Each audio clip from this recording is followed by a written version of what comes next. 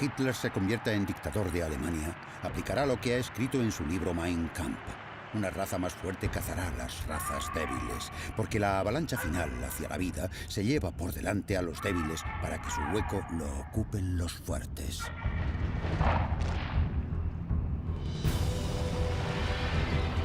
Apocalipsis. ¿Cómo consiguió Hitler hacerse con el poder y convertirse en el amo? El Führer. El ascenso de Hitler.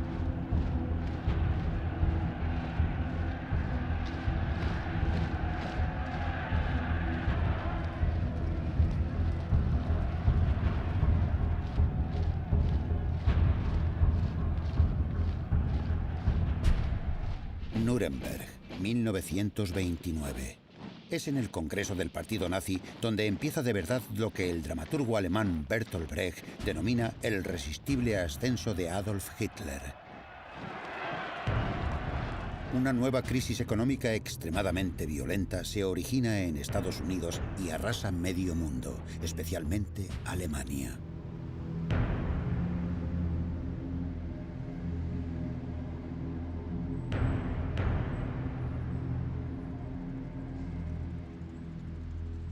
Las fábricas van cerrando una detrás de otra y el número de desempleados llegará a la alarmante cifra de 6 millones.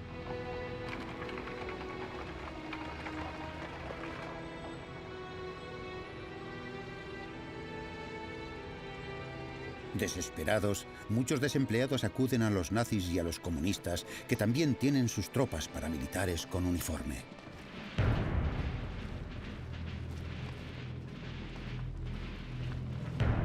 Los comunistas y los nazis se enfrentarán violentamente en los sucesivos procesos electorales.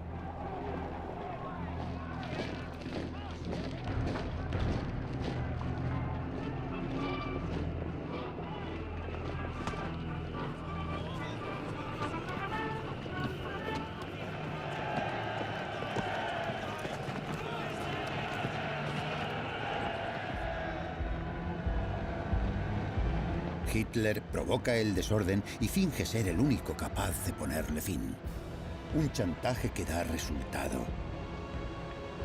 Hitler se concentrará en los comerciantes y en los pequeños propietarios al denunciar lo que él llamará la peste roja. Los marxistas igualitarios, que también asustan a los agricultores.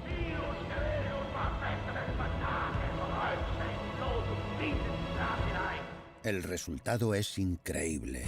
100 diputados nazis realizan su entrada en el Parlamento alemán, el Reichstag. Hitler se encuentra a la cabeza de la segunda formación política del país tras los socialistas. Sin embargo, esto no inquieta especialmente a las clases dirigentes que desprecian a Hitler. Stefan Zweig escribiría estas palabras.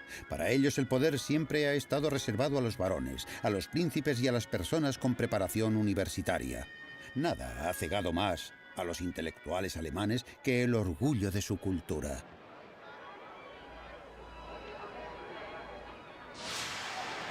Mientras tanto, Hitler continúa su ascenso. En un año se impone a la extrema derecha alemana.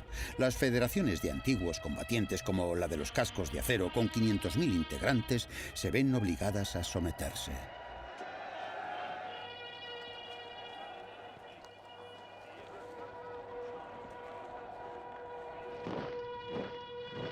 Tras esta postura dominadora, Hitler esconde un terrible secreto. Acaba de salir de un escándalo del que apenas ha podido recuperarse. Los rumores circulan por las redacciones de los periódicos. Acaba de vivir un drama personal, una pasión por su propia sobrina, Geli Raubal, de 23 años. Hitler la ha amado de una manera irracional y posesiva. Geli acaba de suicidarse. Vivía con él en su piso de Múnich. La joven le había confesado a un amigo: mi tío es un monstruo, nadie se puede imaginar lo que me exige. Ella había querido dejarle. Ahora estaba muerta. Se inicia entonces una campaña periodística en contra de Hitler, acusándolo de desviado sexual e incluso de haber mandado asesinar a Geli. Él, muy deprimido, amenaza con suicidarse. Su entorno se inquieta y decide intervenir. Su fotógrafo, Heinrich Hoffmann, le presenta a una de sus secretarias que se parece a Geli. Se llama Eva Braun. Tiene 19 años y es muy despierta. La candidata perfecta. Eva Braun se deja seducir por la popularidad del jefe del partido nazi. Hitler la convertirá en su nueva amante en la sombra. El Führer se declara soltero, casado únicamente con Alemania, con el fin de atraer el voto femenino. Gracias a los movimientos feministas, las mujeres alemanas tienen ya derecho a votar. Eva Braun es una amante del deporte. Sueña con convertirse en actriz y con aparecer en las películas hollywoodienses de Tarzán.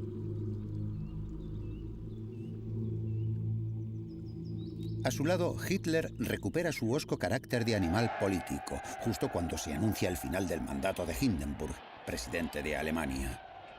Hitler es candidato a sucederlo en 1932. Apenas 10 años después de su intento de golpe de Estado y de su estancia en la cárcel, Hitler podría convertirse ya en presidente de Alemania. Los alemanes diseñan un cartel impresionante. El jefe de la propaganda nazi, Joseph Goebbels, al grito de «Seamos grandiosos», inicia una campaña electoral ultramoderna en avión, algo insólito en Europa. El director de la compañía aérea Lufthansa pone a su disposición la nave comercial más grande de la época y no reniega de la publicidad que esto conlleva.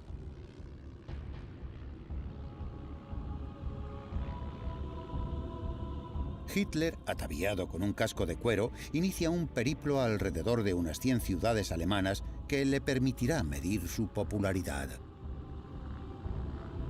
Su piloto, Hans Baur, afirmaría: «Hemos vivido todo tipo de inclemencias meteorológicas, tormentas, tempestades, y nunca hemos anulado ninguna reunión.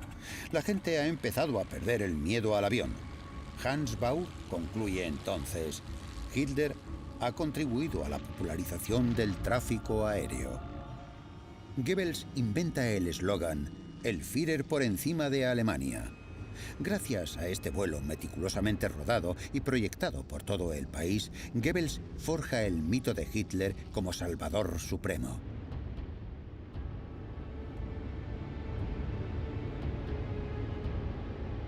Pero no todo es tan fácil. Esta campaña resulta costosa y los empresarios todavía no confían plenamente en el carácter violento de Hitler. Los nazis deben cobrar una cantidad equivalente a €1 a cada persona que se acerque a escuchar a Hitler. Esta medida no es disuasoria, sino todo lo contrario. Un espectador, von Spaun, cuenta su experiencia. «De repente sentí cómo Hitler me miraba fijamente, y eso me marcó para toda la vida».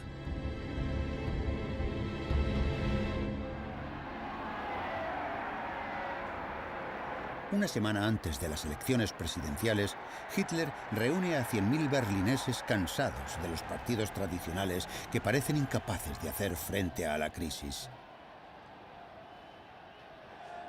En medio de la multitud se encuentra Jutta Rüdiger, de 20 años. No hay palabras para explicar cómo nos consumía el paro. Creíamos sinceramente que Hitler era el único capaz de sacarnos de aquella miseria.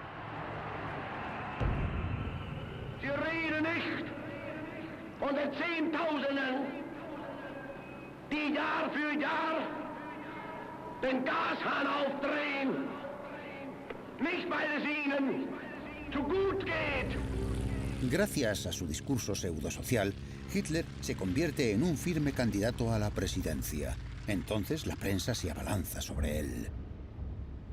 La derecha presenta a Hitler como el prototipo de aventurero político. La izquierda emplea insultos más personales. Hitler Es tachado de afeminado, de tramposo descerebrado, de charlatán vanidoso, de ser falsamente austero y llevar una fusta de piel de rinoceronte. El presidente saliente, el mariscal Hindenburg, reaccionario y monárquico, recibe no obstante el apoyo de la izquierda. Esto demuestra que el poder de Hitler va en aumento, como lo recalca uno de sus principales opositores, el socialista Otto Wels. Entscheidet euch schnell! Es ist keine Minute Zeit mehr zu verlieren. Nur einen Gedanken, ein Ziel kann es noch geben. Der Faschismus muss geschlagen werden, bis zur Vernichtung. Arbeit und durch für die Freiheit, die Republik und die deutsche Schaffensarbeit. 10 de abril de 1932. Se da a conocer el veredicto. Hitler no será presidente. 13 millones de alemanes votarán por él. Eso significa la tercera parte del electorado. Una cifra enorme, pero insuficiente.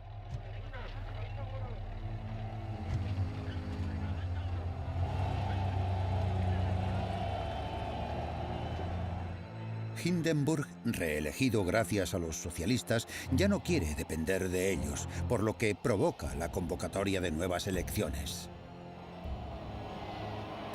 Mientras, Hitler continúa con su resistible ascenso y se marcha al campo. Pronuncia 5 discursos al día, por lo que su entorno está ya hipnotizado. Uno de sus allegados diría: éramos como esos cuidadores que ayudan a los boxeadores a recuperarse entre asaltos. El estrado y la virulencia son su droga. Werfen uns Nationalsozialisten vor, und mir insbesondere, dass wir intolerante, unverträgliche Menschen seien. Wir wollten, sagen sie, mit anderen Parteien nicht arbeiten. Die Herren haben ganz recht. Wir sind intolerant. Ich habe mir ein Ziel gestellt, nämlich die 30 Parteien aus Deutschland hinauszufegen.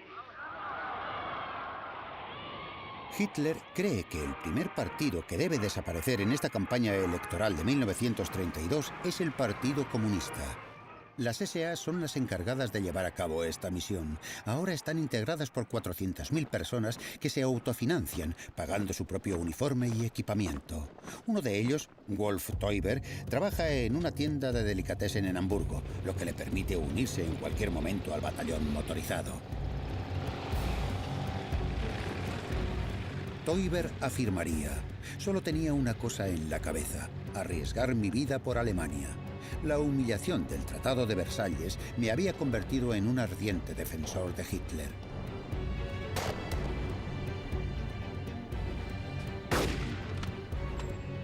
Se respiraba camaradería, solidaridad y el orgullo de compartir un mismo uniforme. Nos daba vergüenza haber combatido en la Gran Guerra siendo tan jóvenes y ahora aprendíamos de la experiencia de los veteranos.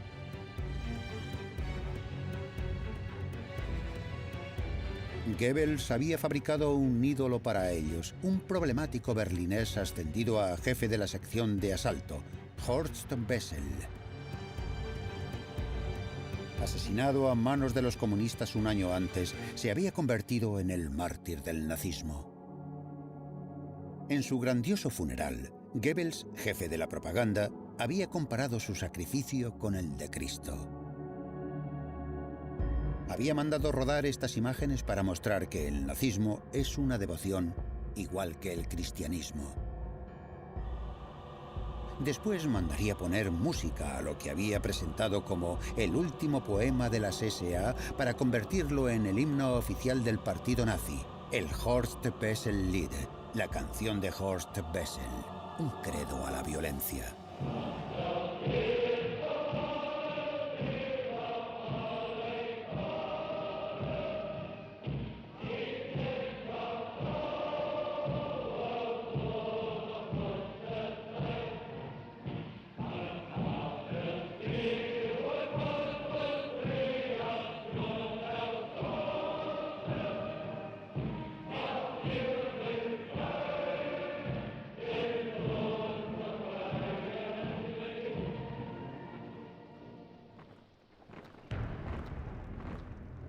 El Frente Rojo lo componen las milicias comunistas que siempre han usado el gorro de obrero y la camisa rusa. Mujeres militantes y hombres militantes guiados por su ideal. Ellos también tienen su canción a la hora de ir a la guerra.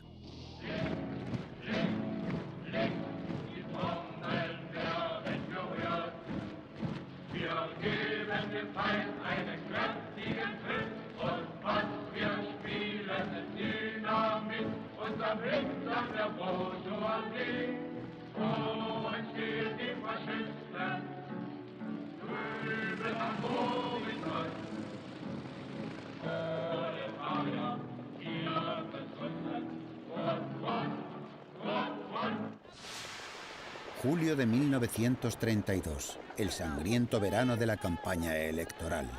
Las SA, con la complicidad de la policía, hacen frente a los comunistas en verdaderas refriegas callejeras. Entre las filas comunistas se registrarán cientos de muertos y miles de heridos. Muchos alemanes, agotados ante el desorden y la impotencia del gobierno, aprueban la violencia nazi, lo que explica el resultado de las elecciones.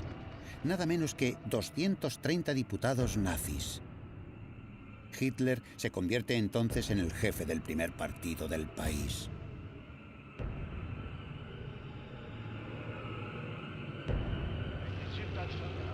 Es la primera vez que tiene el poder al alcance de la mano.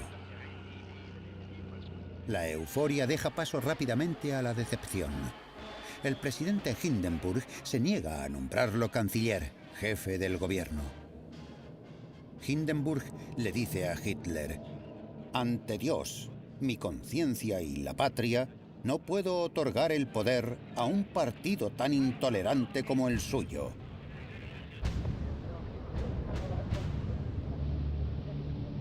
A pesar de todo, Hindenburg le propone entrar en el gobierno. Pero Hitler no se considera un político más en busca de un puesto ministerial. Hitler quiere todo el poder para crear un Estado totalitario. Al cabo de unas semanas, Goebbels, a la cabeza del numeroso grupo parlamentario nazi, consigue paralizar el juego democrático. No es posible construir ninguna mayoría. Goebbels, con una sonrisa maléfica, anuncia: «Ha llegado el gran momento de disolver esta asamblea, puesto que ya no refleja la voluntad del pueblo».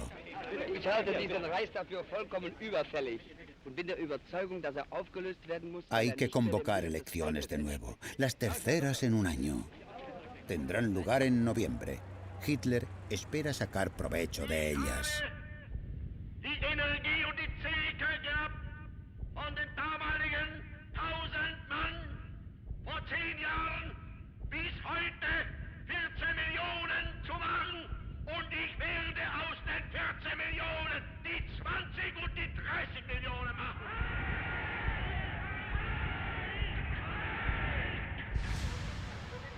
Los resultados de estas elecciones son muy decepcionantes para Hitler. Rodeado por su guardia personal, las SS, no deja de dar vueltas a su derrota. Ha perdido 2 millones de votos y 40 diputados.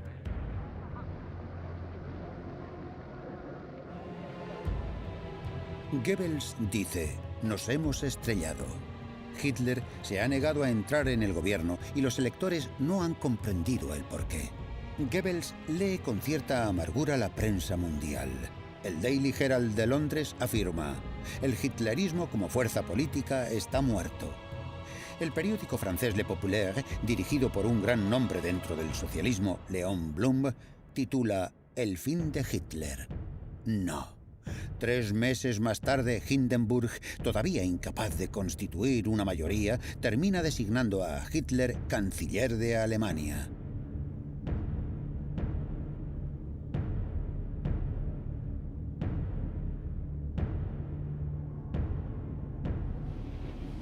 Un estudiante berlinés, Sebastian Hafner, escribe: «Me acabo de enterar de la noticia y me he quedado helado.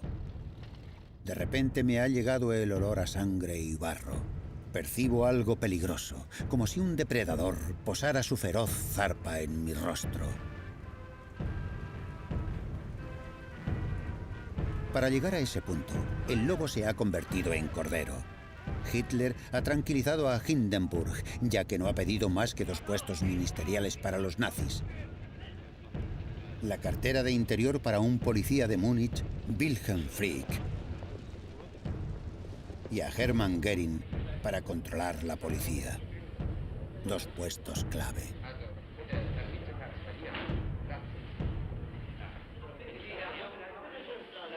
Hitler gana terreno oculto tras una máscara. Quiere demostrar que los miembros más importantes del gobierno son un conservador, Franz von Papen, que ya ha sido canciller, y el hombre fuerte de la derecha más extrema, Alfred Hugenberg, ministro de Economía y Agricultura, con un temperamento autoritario y agresivo.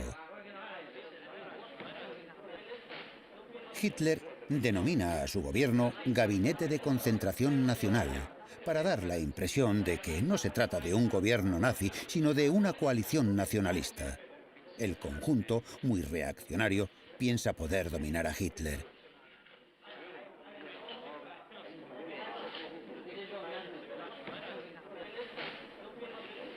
Von Papen se equivoca enormemente cuando le dice a Hugenberg: Hitler es nuestro hombre. Y el otro le responde: lo controlaremos. La noche del mismo 30 de enero de 1933, Goebbels organiza en Berlín, como en todas las grandes ciudades, un grandioso desfile de antorchas junto con los cascos de acero, las SS y sobre todo las SA.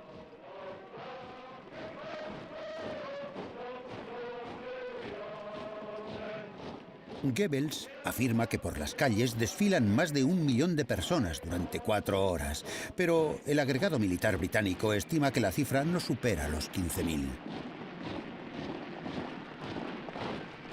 Pasan bajo la ventana del presidente Hindenburg, de 85 años, que cree verse transportado a Verdún en 1916 y dice a su ayudante de campo: nuestros hombres desfilan bien, llevan a muchos militares prisioneros.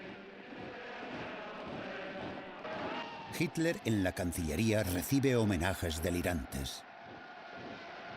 Una institutriz de Berlín, Louise Solmitz, dice: era un estado de embriaguez sin vino, y añade: se escuchaban gritos de «muerte a los judíos! La sangre de los judíos resbalará por nuestros cuchillos». Goebbels concluye: es exactamente como un cuento de hadas. Hitler va a pronunciar su primer discurso como canciller en el Palacio de los Deportes de Berlín. ¿A qué aspira Hitler? Al poder absoluto, pero por etapas. En el Parlamento todavía ocupan su escaño 200 diputados comunistas y socialistas. La primera decisión de Hitler es, por lo tanto, la de disolver la Asamblea y convocar elecciones.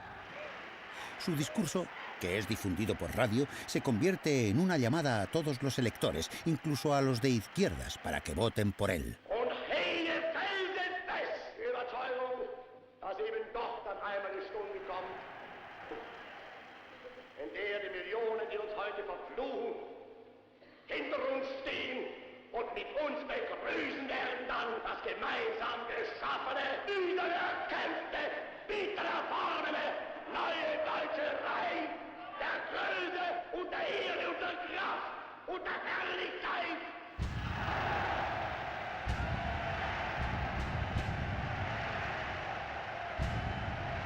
Con este discurso, en el fondo conciliador, Hitler continúa ganando terreno tras una máscara. Pero Goebbels pone los puntos sobre las íes al centrarse en los fundamentos: el antisemitismo y la violencia, cuyo receptor es el electorado nazi de base.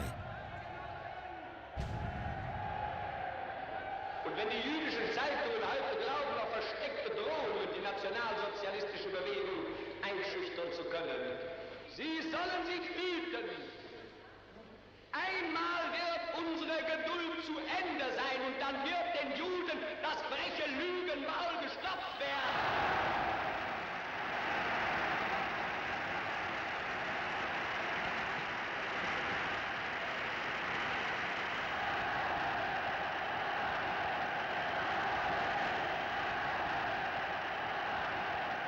Im Übrigen können unsere Parteigenossen und SA-Männer auch darüber beruhigt sein, dass eher als wir alle denken, die Stunde des Endes des Roten Terrors gekommen sein wird.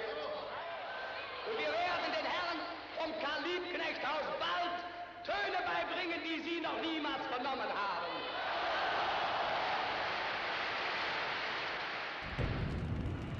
Dos semanas más tarde, en Berlín, el gran edificio del Reichstag, el Parlamento, arde en mitad de la noche. Nada queda de este poderoso símbolo de la democracia alemana.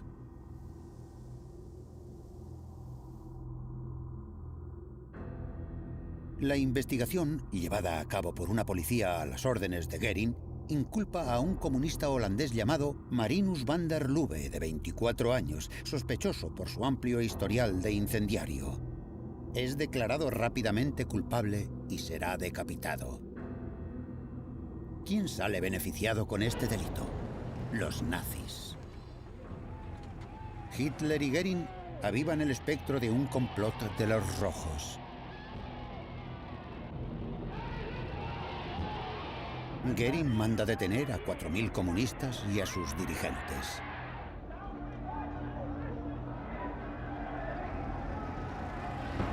Sin embargo, el Partido Comunista todavía no está prohibido, ya que Hitler quiere conservar una apariencia de legalidad ante las elecciones legislativas que deben consolidar su poder.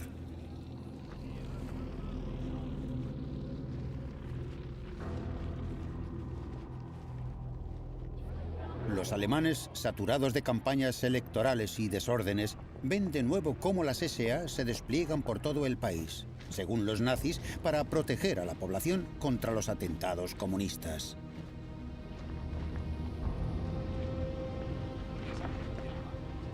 Las SA cuentan con más de 1 millón de miembros y ostentan el estatus de auxiliares de la policía. Se posicionan en toda Alemania, ante las sedes de los partidos de izquierda y de los sindicatos. Una vez más, las SA sembrarán la violencia, mientras Hitler muestra abiertamente que sigue el juego electoral con el fin de tranquilizar al presidente Hindenburg, cada vez más agotado.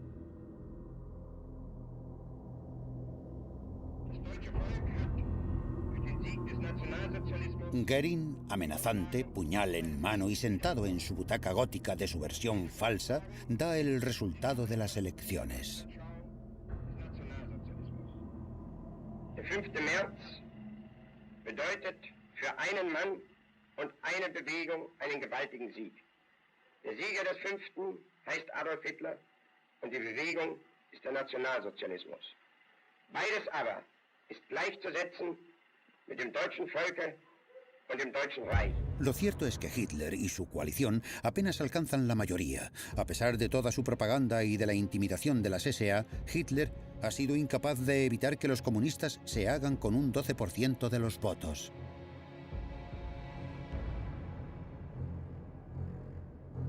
Entonces Hitler se quita la máscara y se lanza a la actividad ilegal, ayudado por la complicidad de su gobierno. Suprime la elección de los diputados comunistas, los manda detener y ordena que sean enviados a los campos de concentración de Oranienburg, cerca de Berlín, y de Dachau, cerca de Múnich, recientemente creados por los nazis. Se trata de los 2 primeros campos de concentración de los 16 que serán construidos en 1933.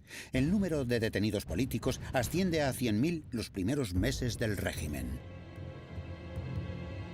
El estudiante comunista Klaus Bastian cuenta: los guardias azotaban a los detenidos y los empujaban a unas aguas gélidas. Aquellas personas temían por su vida día y noche. No obstante, los nazis muestran que estos parlamentarios, estos altos funcionarios y sindicalistas, están siendo reeducados.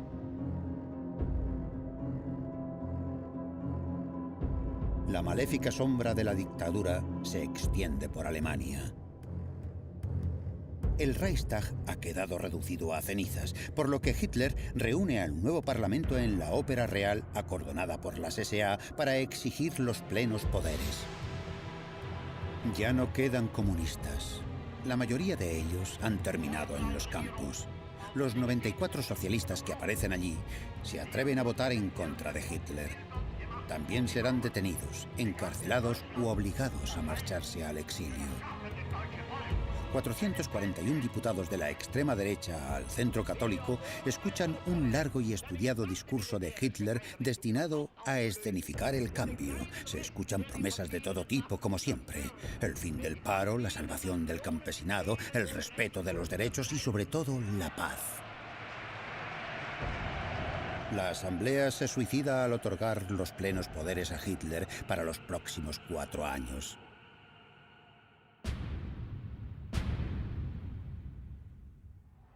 El presidente Hindenburg ya no podrá discutir las decisiones del canciller. La democracia muere en Alemania en medio del clamor popular.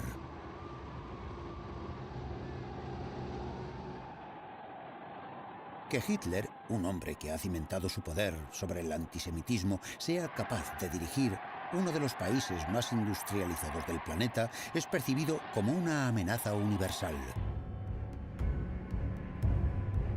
En todo el mundo se organizan manifestaciones contra Hitler, como esta de Nueva York, contra su barbarie, su oscurantismo, en las que se escuchan proclamas como «El judaísmo sobrevivirá al hitlerismo». Se propugna un llamamiento mundial a boicotear los productos alemanes. Para disuadir a tanta gente, Hitler ordena a modo de aviso una jornada de boicot de las tiendas judías en Alemania.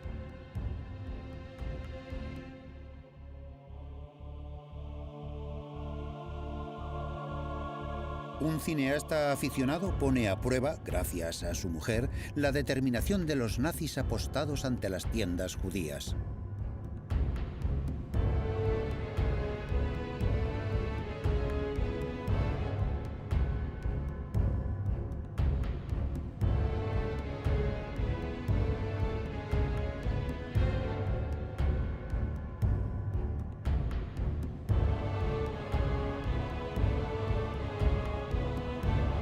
Los judíos alemanes descubren con horror las pancartas de las SA. Ni un céntimo para el capitalismo judío. Compra producto alemán. Los judíos son nuestra desgracia. Es el inicio de la persecución. Edwin Landau, propietario de una gran tienda de Prusia Oriental, escribe lo siguiente antes de emigrar a Palestina con su familia. En pocas horas sufrió una transformación.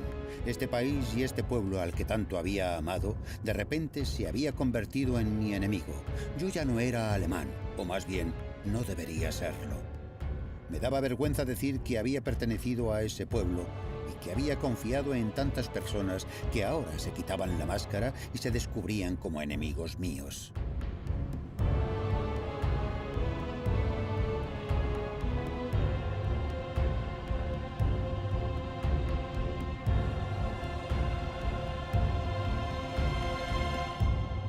El antisemitismo ha contaminado las universidades. El nazismo ha pervertido los espíritus contra la cultura moderna. Ha impuesto una ideología sectaria e intolerante que empujará a los estudiantes a arrojar libros a las hogueras. Ayudados por los colegiales y flanqueados por las SA, van recabando por toda Alemania las obras de bibliotecas, librerías y editoriales que se corresponden con lo que Hitler denomina espíritu no alemán. En la lista negra nazi se encuentran Karl Marx, Sigmund Freud, Stefan Zweig y otros 300 autores, sobre todo judíos o comunistas. 12.000 títulos son declarados prohibidos. Centenas de miles de libros deben ser quemados y las SA preparan las hogueras.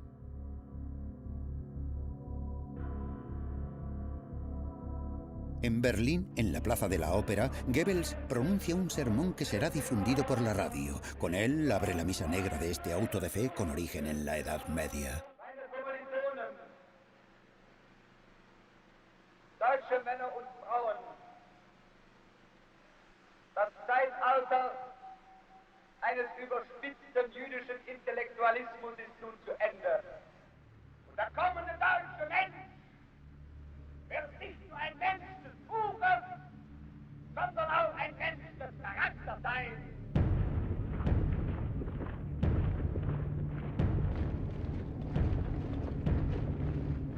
Una joven berlinesa, Dorothea Gunther, asiste al auto de fe y al ritual nazi. Así describe aquel momento. Las SA y los estudiantes gritaban el título del libro y el nombre del autor. Gritaban si era judío, pacifista o feminista, o simplemente moderno, y pronunciaban la frase: «Te entregamos a las llamas». Aquello me dejó sin palabras, indignada, ya que habíamos leído y debatido acerca de muchas de aquellas obras que habían terminado en las hogueras.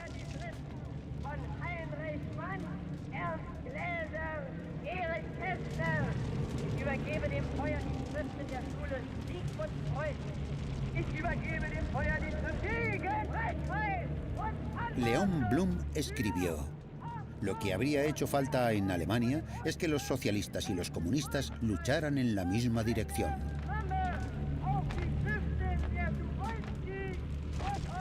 Sin embargo, los socialistas no lo querían y los comunistas seguían las órdenes dictadas por Moscú. Nada de alianzas con los socialistas, calificados de social traidores. Las consignas suicidas de Stalin ayudaron notablemente a Hitler.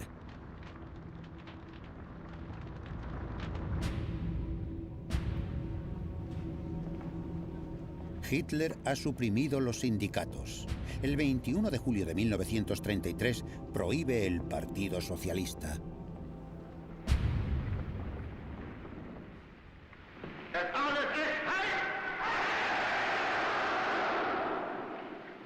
Die große Zeit ist jetzt angebrochen. Deutschland ist nun erwacht. Die Macht haben wir nun in Deutschland gewonnen. Nun gilt es, das deutsche Volk zu gewinnen. El pueblo alemán puede irse de vacaciones. A partir de ahora, el partido nazi es el único partido.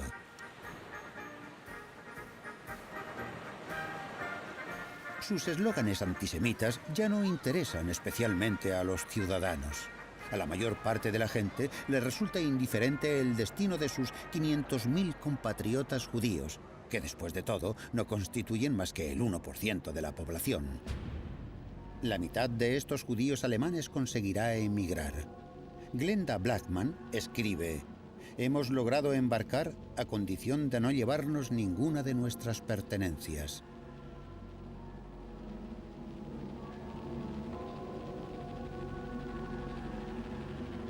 Los judíos alemanes más desfavorecidos permanecen bloqueados en Alemania. Serán deportados a los guetos del este y más tarde exterminados en los campos.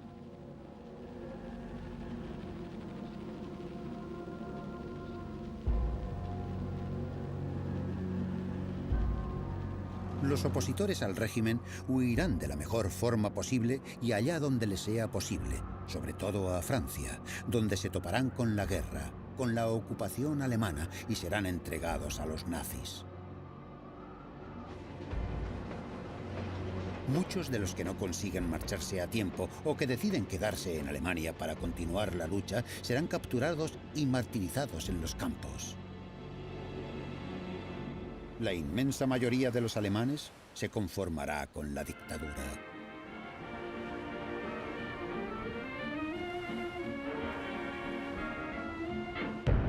Unos empiezan a izar cada mañana la bandera con la cruz gamada, convertida en el emblema oficial de Alemania.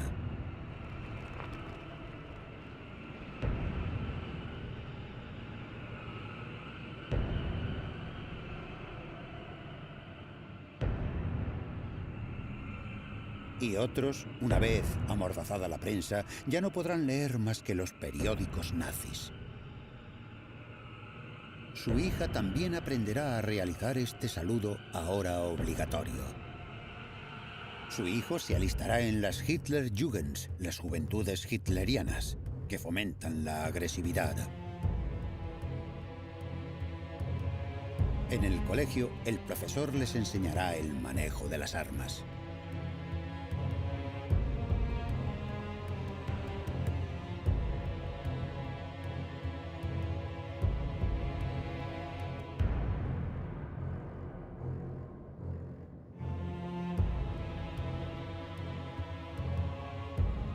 El profesor de primaria debe tomar ejemplos adecuados y actuales para abordar la aritmética. ¿Cuánto cuesta un alumno? Un discapacitado mental cuesta 1.800 marcos al año al Estado. Un alumno medio, 320 marcos. Y un alumno brillante, tan solo 125 marcos. Conclusión, la sociedad tan solo puede sobrevivir si los ciudadanos son genéticamente sanos. La hermana mayor entrará en la BDM, la Bund Deutsche Mädel, la Liga de las Jóvenes Alemanas, que forma a buenas esposas que tendrán muchos soldaditos. Morirán a los 10 años en los últimos enfrentamientos en Berlín. Pero en el verano de 1933, los alemanes todavía no saben todo esto.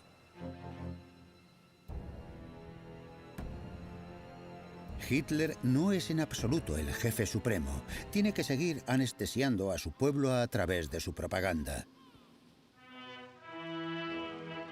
Como en la película La victoria de la fe, sobre el primer congreso después de que el partido nazi alcanzara el poder y se convirtiera en el único partido.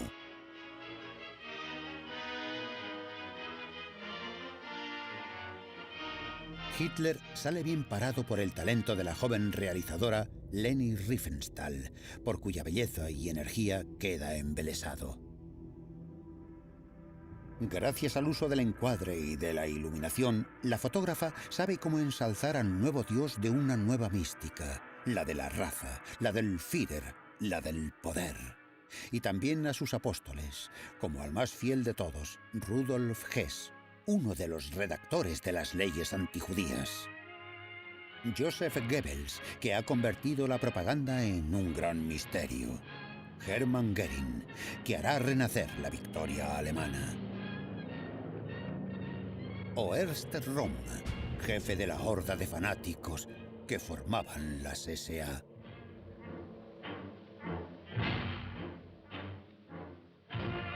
Nada hace prever que esta película será prohibida un año más tarde porque Röhm, cómplice de Hitler en el fallido golpe de 1923, será acusado de traición. Quizá por estar demasiado cerca de Hitler o porque las SA son demasiado numerosas, 2 millones de individuos que constituyen una fuerte competencia al ejército. Hitler, para conseguir el apoyo de los militares, los sancionará y eliminará a Röhm. Todo comienza en el verano siguiente, cuando Hitler viaja a Italia para reunirse con Mussolini en Venecia.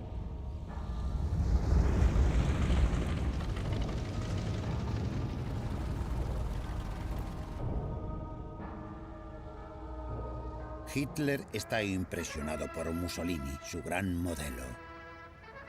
Busca su visto bueno a su proyecto de anexión de Austria. Mussolini no se lo da. No desea una presencia alemana en sus fronteras. No aprecia a Hitler. Dice, este tipo parece un monje charlatán. Le invita a conocer Venecia, cuidándose mucho de empezar mostrándole su flota de guerra a sabiendas de que Hitler carece de ella. Hitler regresa a Berlín humillado. Comprende que mientras no reconstruya su fuerza militar, no podrá dar ningún paso.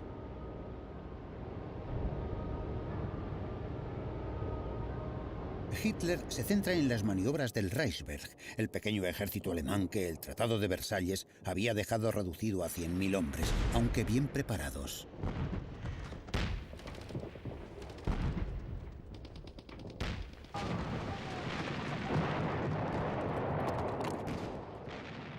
Hitler sabe bien que cualquier enfrentamiento requiere generales, almirantes y oficiales competentes, estrategas, especialistas. Ha prometido numerosas veces al ejército que lo liberará de la cortapisa del Tratado de Versalles, que le devolverá sus efectivos y su armamento. Pero los generales quieren más. Quieren el papel de Röhm y de las SA, que podrían engullir al ejército.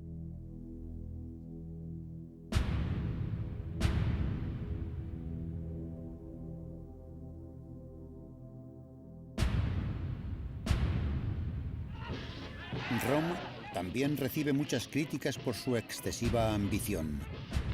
Le hace sombra a Hitler. Las fábricas tiemblan cuando le escuchan proclamar: la revolución nacionalista aún no ha terminado. Goebbels afirma: es un bolchevique disfrazado.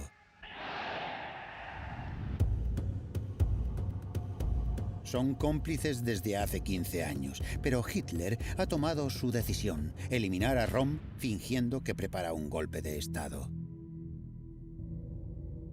Hitler elige a los verdugos: Himmler, jefe de las SS; Heydrich, jefe de la Gestapo; Sepp Dietrich, antiguo aprendiz de carnicero, convertido en jefe de la guardia más próxima al Führer.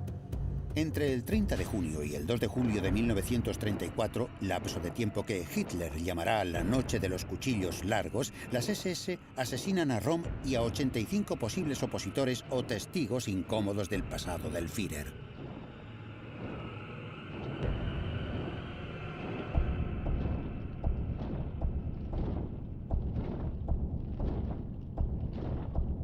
Tras la eliminación de Röhm, las SA pierden toda influencia y quedan reducidas al servicio del orden. El ejército y los empresarios están satisfechos. Y Sepp Dietrich es ascendido a general de las SS. Cuando Leni Riefenstahl rueda su siguiente película, El triunfo de la voluntad, sobre el Congreso del Partido Nazi de 1934, ante Himmler solo desfilan los uniformes negros de las SS.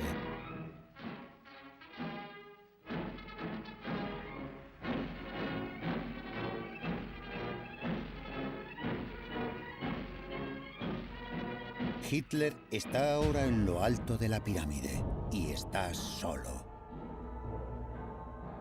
Un mes después de la Noche de los Cuchillos Largos, el último presidente de la República, el mariscal Hindenburg, muere a los 87 años.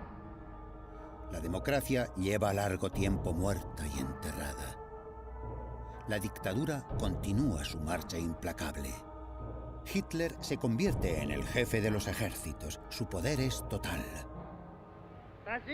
Y todos los soldados juran fidelidad al Führer, nuestro jefe y el del pueblo alemán, Adolf Hitler. Adolf Hitler!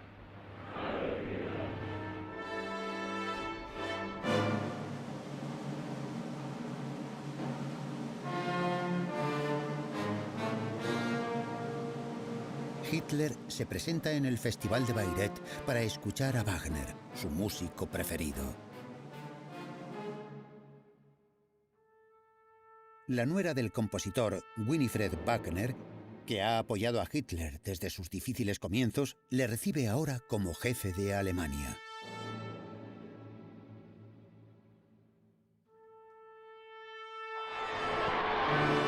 Hitler puede medir el camino recorrido. Hace realidad el sueño delirante de su juventud: convertirse en Rienzi, en su héroe wagneriano favorito, que se sacrifica para salvar a su pueblo que lo adora.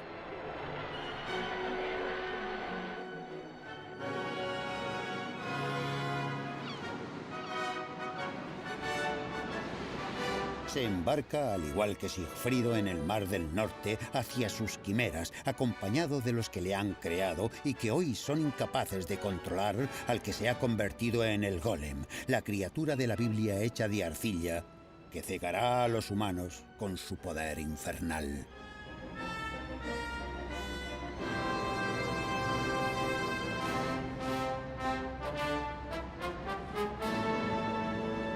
Hitler se apropiará entonces de los logros de la República de Weimar, como las famosas autovías, que se convertirán en los escaparates del régimen nazi. Hitler sorprenderá entonces al promulgar las leyes raciales de Nuremberg.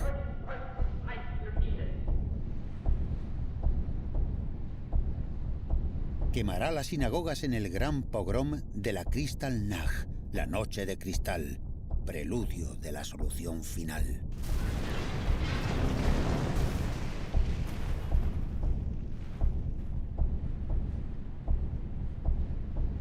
violará el Tratado de Versalles al reocupar las zonas desmilitarizadas en 1919.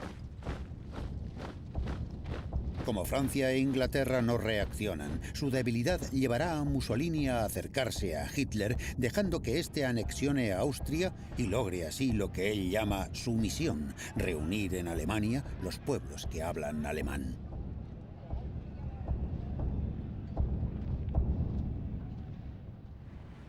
Intervendrá en la sangrienta guerra civil española, dando órdenes a sus bombarderos de asesinar a la población de Guernica y asegurando la victoria de los fascistas de Franco sobre la República Española.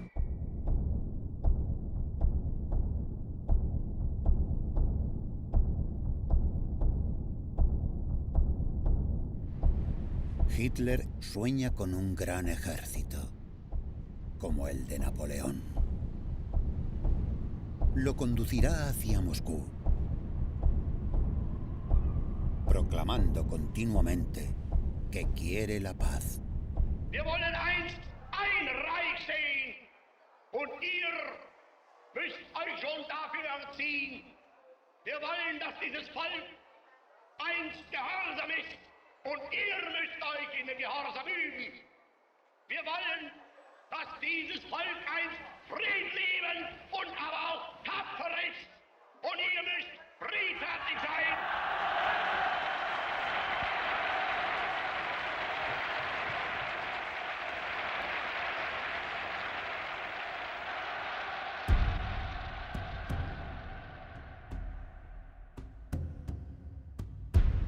Alemania, saturada de discursos y de manifestaciones grandiosas, perderá el contacto con la realidad. Cuando Alemania esté lista, Hitler, feroz y obstinado, la arrastrará, y con ella al mundo entero, a una larga noche poblada de los fantasmas de 50 millones de muertos.